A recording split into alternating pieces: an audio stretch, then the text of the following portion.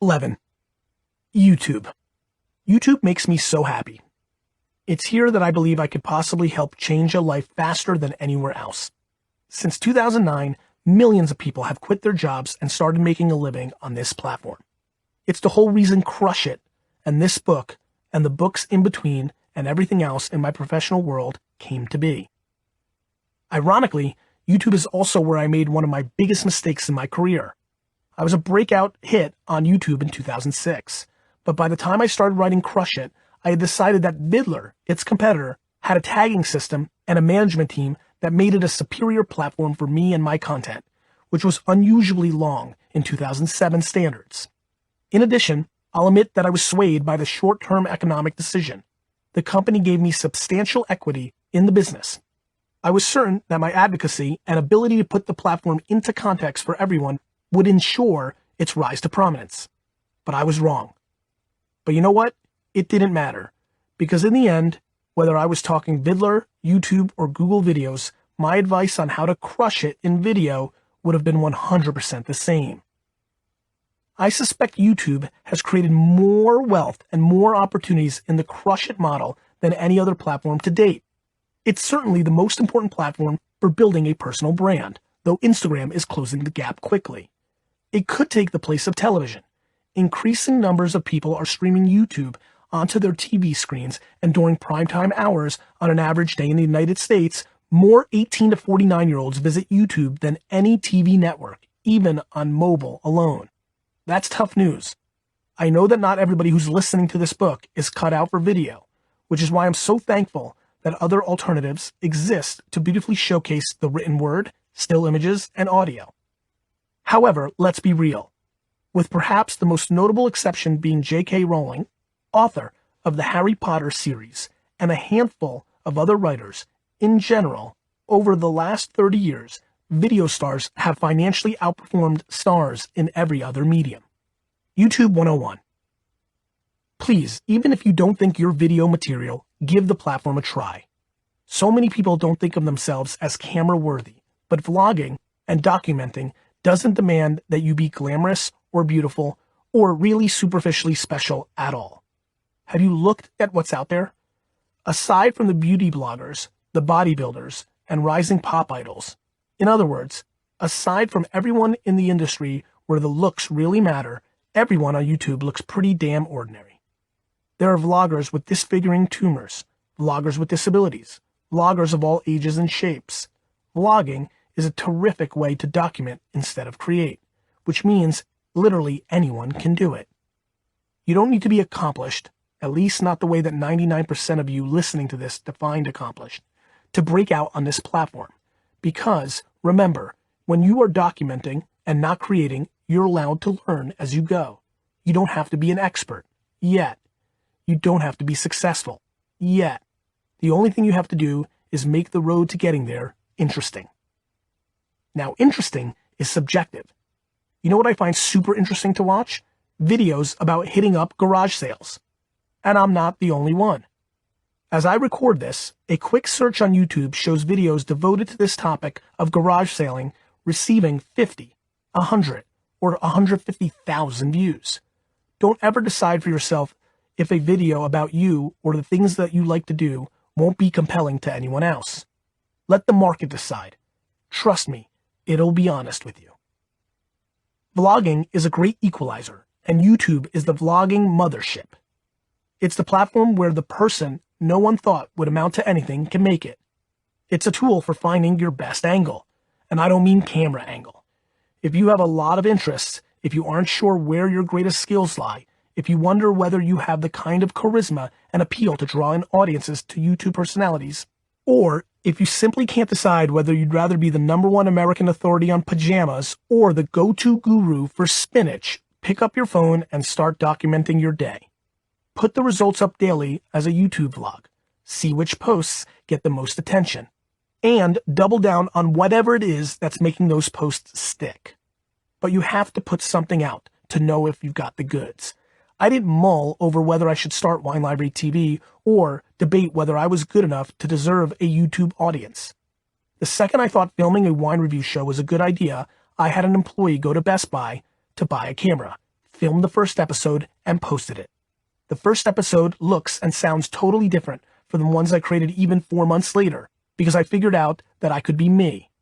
I held back, not because I was worried about the opinion of the world at large, but because I was afraid if I'd really let loose in the beginning, I'd jeopardize all the hard-won relationships the wine store had from longtime customers who were buying $10,000 worth of wine for me every week.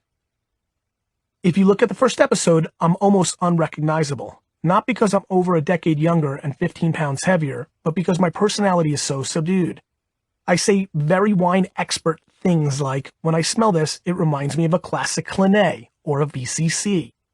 And I'm not going to push the Petrus. Then, by episode 11, you can see the wall behind me have a framed black and white photo of Muhammad Ali and Joe Frazier battling it out in the 1971 fight of the century. That may have been the first piece of real me, the boxing-loving me, that made it onto the show. In episode 40, I start talking about joy and passion and cut to a clip from a televised 2006 NFL draft where I was caught on camera screaming my head off with excitement with my friends and my brother AJ in response to the announcement that the New York Jets had selected D'Brickashaw Ferguson, an offensive tackle from the University of Virginia, over quarterback Matt Leinart. I was starting to reveal other sides of me. Because, as I said at the end of the episode, you've got to be passionate about other things besides wine. It's right around that time that I started to realize that the world was changing, so much that the channel could potentially be much bigger than I'd ever anticipated. And it might be worth risking a few short-term wine losses in exchange for the long-term value of allowing myself to be me. By episode 57, I give a virtual finger to the establishment.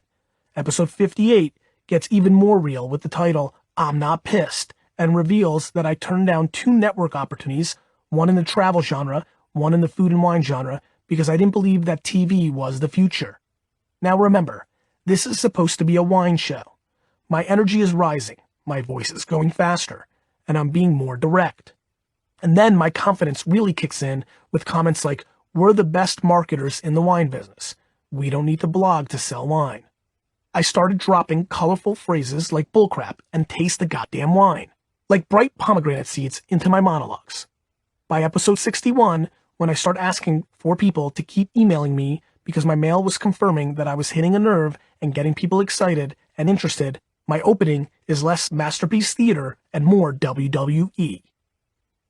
As you can see, the delivery, quality, and content of Wine Library TV changed over time.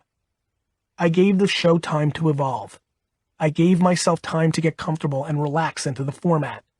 I gave myself the time to get to know my audience and listen to what it was saying. It has been pointed out to me that my first video was 10 times better than some people's 100th in terms of quality and content. Maybe, but again, quality is subjective. Some people are successful despite being complete idiots because the public loves to watch them be idiots. For sure, I'm coherent, and you can tell I know my shit. That was definitely a good start. But remember, there is no way I could have known that I'd be good on video at the time. If I had sat on the idea of starting a wine show and worried and second-guessed myself, I could have probably found 100 reasons not to do it. Thank God I didn't stop to do any of that, but went with my gut. YouTube isn't going to make you charismatic and interesting, but it will expose you if you are. It can't do that, however, if you don't put yourself out there. Give yourself a year to adjust and try different approaches and see what kind of response you get. Listen to your audience. Ultimately, it all boils down to this.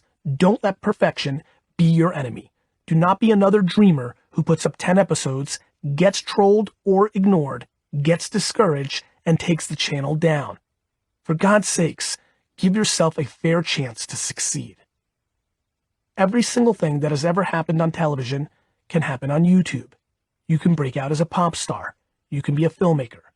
You can become Billy Mays, the infomercial pitchman. You want to become a morning TV star? Start a morning TV show on YouTube. You want to be the next Dr. Drew? Start a Q&A show.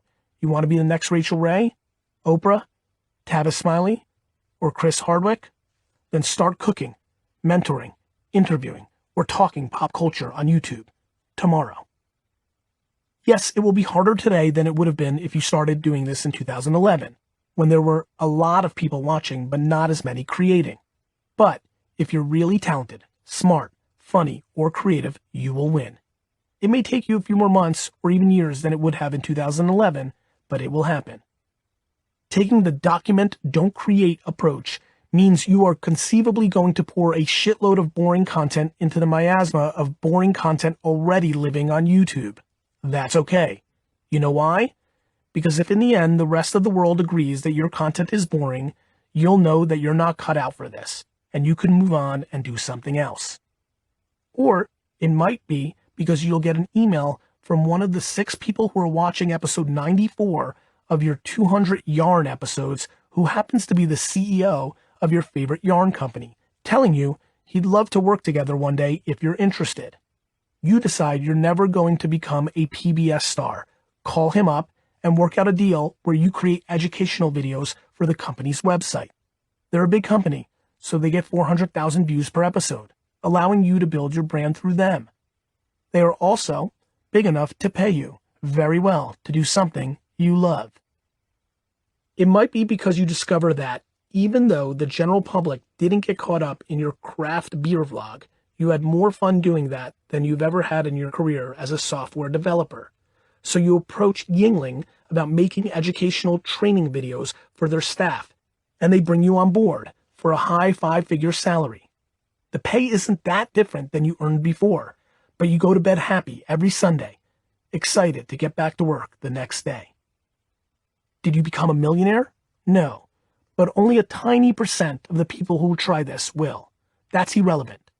The point is to dream big and then make the practical adjustments necessary once you realize where your potential lies. However, you will never, ever know the extent of that potential until you try. I guarantee it's greater than you think. For a couple of years now, the tech-savvy early adopters have been watching YouTube on their television sets. Very soon, everyone's going to be doing it, and the next generation will see no difference between the two. YouTube will be television, television will be YouTube. YouTube is a monster. Yet, Facebook is making plans to add more features that will make it look a lot more like YouTube. With YouTube in possession of a decade of equity as the established video platform, Facebook is going to have to work its ass off to compete. As you're about to hear, it's going to be a hell of a fight. Imagine this. Let's say your name is Sam. You're a 52-year-old insurance salesperson in Alabama. Your twins just headed off to college, leaving you alone with your partner and the 2 dogs who have been a part of the family since the children were tiny. As excited as you are to start this new chapter in your life, you know it's going to be hard adjusting to a home where there are no longer any kids around to make messes, cause drama, and add sparks and unpredictability to an otherwise staid and calm life. You've been working for the same insurance company for 22 years. You think retirement is probably only about 10 to 15 years away. You've saved steadily and invested wisely. You have little debt, and the house is mostly paid off. Life is fine. Just fine. Then your best friend sends you a video called 6 minutes for the next 60 years of your life. Google that. 6 minutes for the next 60 years of your life. You realize that you have potentially 30 to 40 more years ahead of you, and you want to be more than just fine. You want them to be great. And with the kids finding their independence, you now have twice the number of hours you once did to make them that way. You start thinking about all the fun hobbies and interests you let drop off as your life became busier and your responsibilities increased. You always loved to dance. Your mom forced you into ballroom dance classes when you were a child, and to your surprise, you not only really enjoyed the rhythms and moves of the salsa, merengue, and swing, but you were damn good at them. The skill served you well on the dating scene. It's how you met your spouse. But you both let the hobby drop as you settled into married life. It's also been 6 years since you set foot into a gym. By now, your knees would probably have buckled after 2 rock steps. But maybe they wouldn't. And if they did, maybe instead of pathetic, that could be funny. Maybe it would be something you and your partner could laugh about together. You make a pitch to your partner. Let's get into shape and start dancing again. And to keep us accountable, let's film the whole process. Your partner sees how excited you are about this, gingerly pinches the roll of fat that has settled around their waist, and agrees. You discover that yes, your YMCA membership card does still work even though you haven't set foot into the place in 6 years. That first day on the treadmill goes pretty well, and you're feeling optimistic. You hit the weights too. It makes for a triumphant first 3-minute video. Unfortunately, your muscles revolt against the unusual physical activity by seizing up on you so badly that you're laid out flat on your back for the next 2 days. You film your next 2 videos from that bed, filling in your 2 fans with information about yourself, your feelings about dance, and why you're embarking on this project. Those 2 fans are your kids, by the way. Whatever. You change your eating habits, you commit to the gym, and you start attending dancing lessons twice a week. Every day you film a vlog post, sharing what you're liking, what you're not, your diet tips, what you learned in class, and anything else you think might be interesting to your viewers. After a month, you have 4 subscribers. You're pretty sure that the 2 new ones are your kids' roommates. Whatever. For 6 months, you and your spouse continue on this journey of self-improvement, and the results are amazing. Between the 2 of you, you've lost 12 pounds, and the shared experience of learning new things together has rekindled a spark that had faded in your marriage. You're having tons of fun, and it shows in your videos. You don't know who all of the subscribers are now, but while talking to those who comment, you figured out that at least a handful are older relatives of students sharing your kids' dorms. You eventually find the courage to sign up at the newcomer level in a local dance competition, and while you don't place in the top, you don't feel that you've embarrassed yourself either. Episode 489 shows you driving 6 hours to attend a statewide competition where you take home the beginner bronze. Ensuing videos document your journey to the championship competitions, as well as the transformation of your marriage from ho-hum to hot stuff. Things continue to get better. Over the course of 2 years of training and vlogging, you pick up the attention of thousands of people who are inspired by your commitment to later-in-life fitness and a beautiful art form normally associated with the young and svelte. You and your spouse are anything but people love watching you anyway. Your fans help you pick out costumes, make workout suggestions, and trade dance stories, but you find they're just as eager to talk about strategies they've used to reinvigorate their personal relationships as they are about your hobby. As your audience has grown, you've gotten to meet some of your fans, and you're stunned at how pleased they are to meet you in person, how they want to pose for pictures with you, as if you're some kind of television star. Your following gets big enough that you think it's worth reaching out to other YouTube dance channels and asking if they'd be interested in submitting some content to your page or doing an interview. Dance schools, dance teachers, fan pages of So You Think You Can Dance and Dancing with the Stars, and dance gear brands, dance conferences, and competitions start reaching out to you to ask if you can post their brands or make appearances on their show or yours. You start getting sponsorship offers from workout gear companies, theaters, and sports drinks. By day, you sell insurance. In the pre-dawn hours and late at night, you engage and business develop while your partner edits videos. On the weekends, you dance. Together, you're having the time of your lives. It's been 6 years since you started this project, Sam. You're now 58 years old, and your income has nearly doubled now since it's subsidized by brands associated with dance, health, healthy lifestyles, and personal development. You think you'll be able to retire from your insurance job in a year or 2, after you've earned enough to pay off the kids' school debt. You have no intention of ever retiring from your vlog, even though it takes a lot of work to keep up with the momentum. Nothing about this transformation has been easy, but it's been incredibly fun. I made this story up, but it's not a fantasy. You can do it, or your parents can. Hell, your grandparents can. It's a scenario that could be replicated in real life. In fact, it's already been done. YouTube best practices. If you want to increase the amount of time people spend watching every video you post on your channel as a whole, make sure you can answer the questions below. Video optimization. Titles. How much thought have you put into your video's title? Does the title accurately reflect the video's content?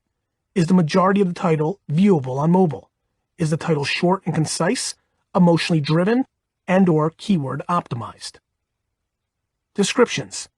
Are the top 2 lines of the description keyword optimized? Are there links to other similar videos or playlists in the description? Is there a subscribe link? Are there links to your other social media accounts? Are all of the links clickable and trackable? Tags. Are there at least 10 tags in the description?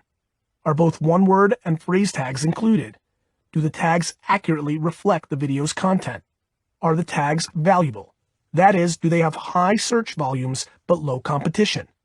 Can you find that out by using a tool like vidIQ, Google AdWords Keyword Planner, and keywordtool.io?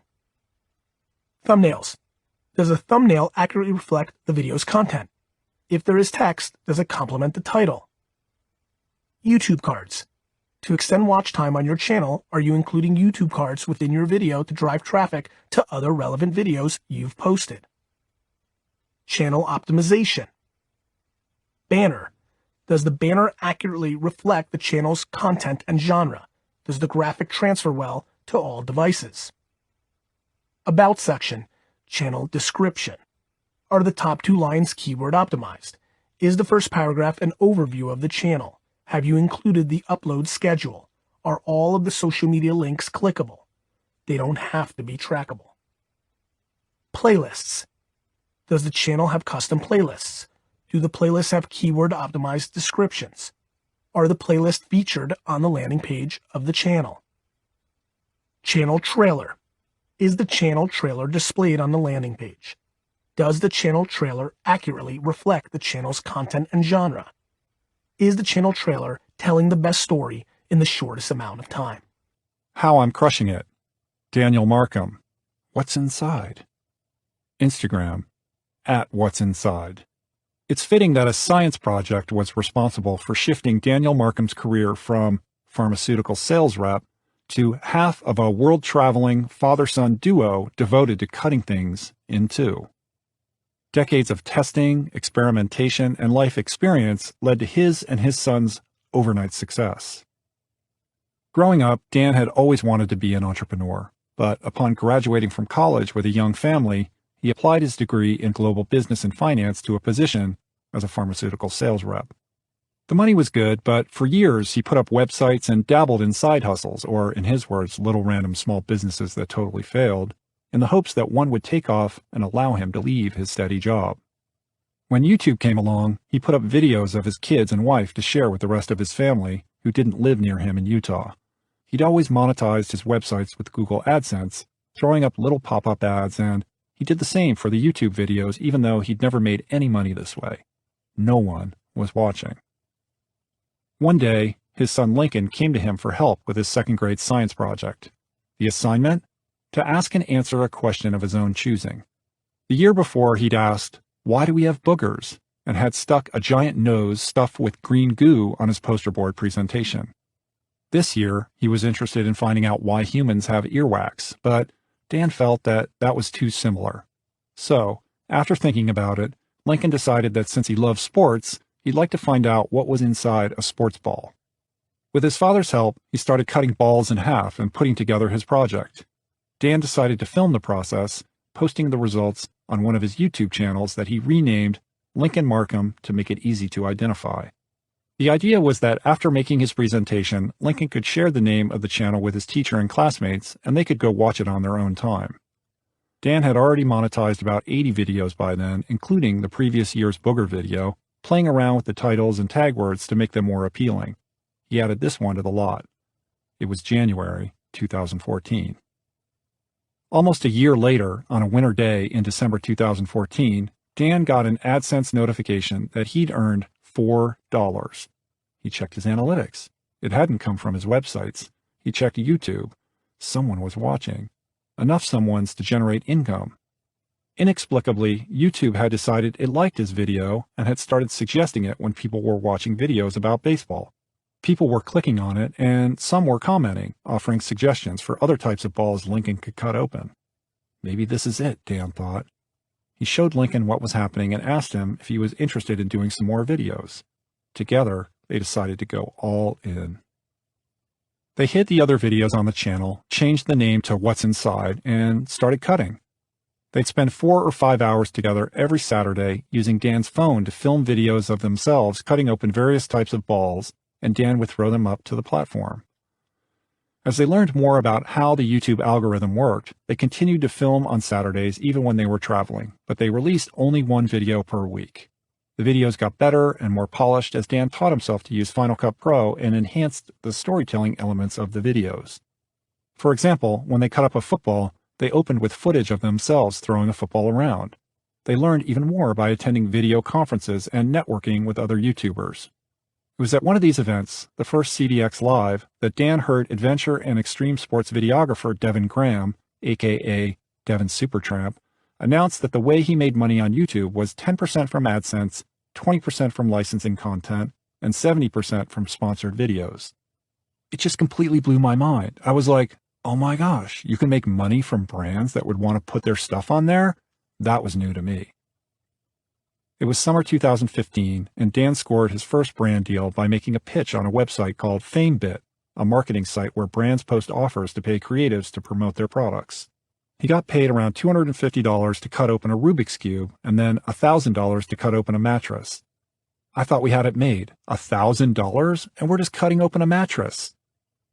A few months later, he met Sean Shonduras McBride, whom you've heard about earlier, who told him that with their channel's reach, they now had almost 1 million subscribers.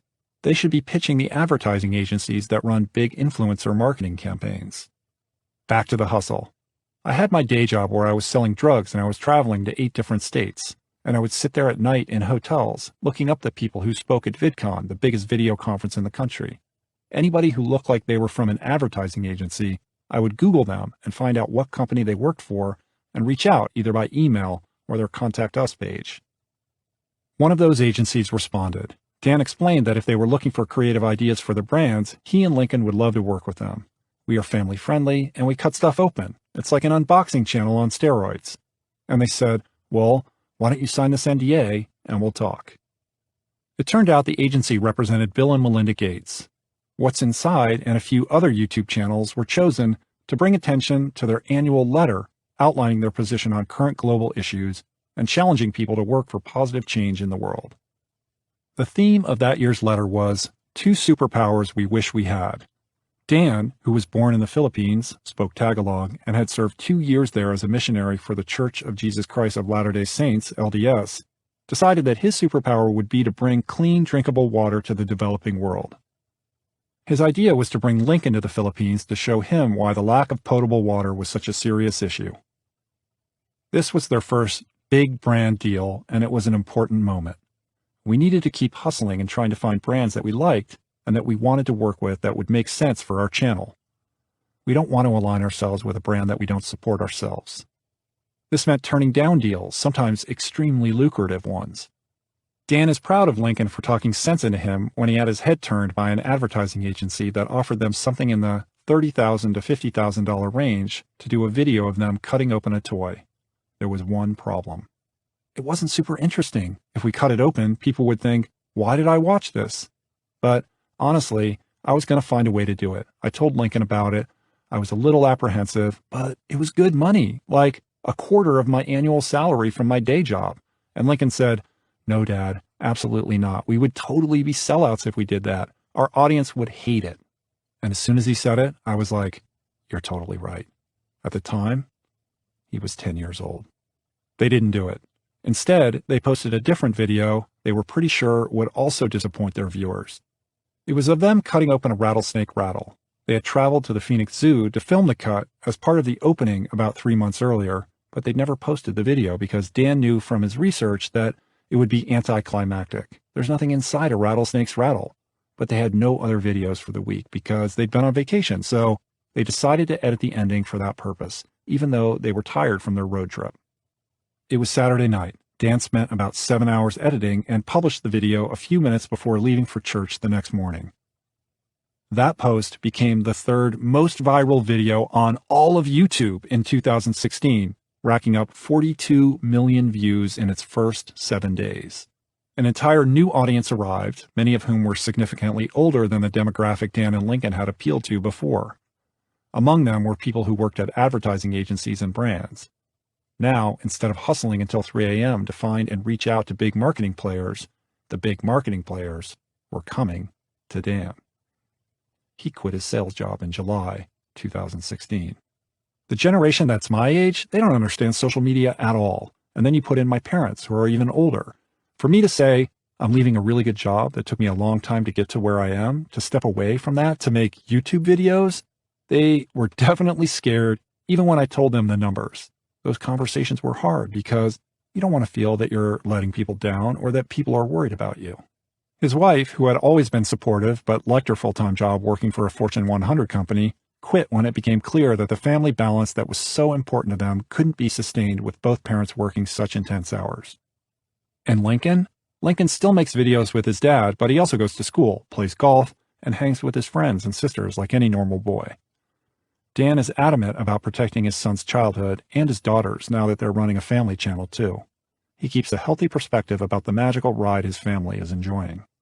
I want Lincoln to feel like he is still a kid, not like he has a full-time job. I'm looking at a pile of 20 things that would be awesome and timely and good to cut open right now, but I want Lincoln to get home from school and go play with his friends today, so I'm not going to do that.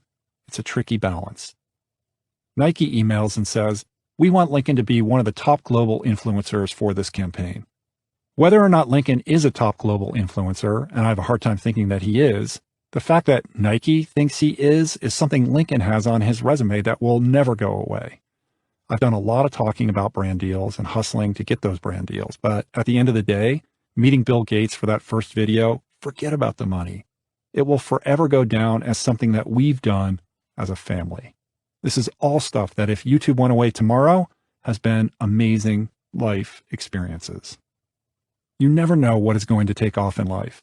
Definitely nothing is going to take off if you are not consistently working hard and trying different things forever. I never thought that I'd be cutting things open, but if I didn't try and fail at all these other things for all those years, this would have never come about.